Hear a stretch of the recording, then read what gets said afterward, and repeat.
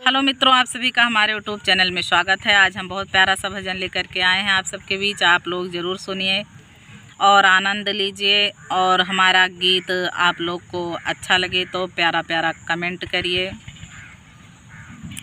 राजा रामचंद्र जी के अजब चरना, राजा रामचंद्र जी के अजब चरना।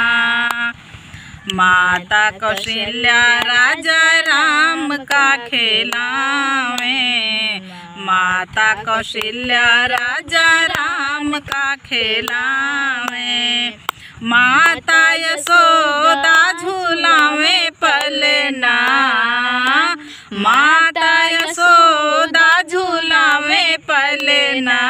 राजा रामचंद्र जी के अजब चरना, राजा रामचंद्र जी के अजब चरना।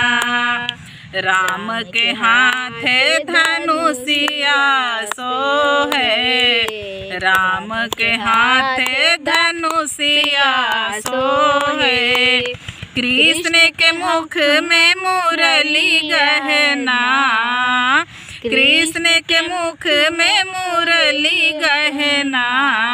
राजा रामचंद्र जी के अजब चरना, राजा रामचंद्र जी के अजब चरना।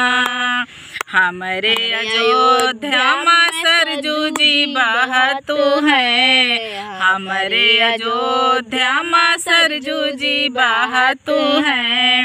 गोकुला में बहे मझधार जमुना, गोकुला में बहे मझधार जमुना।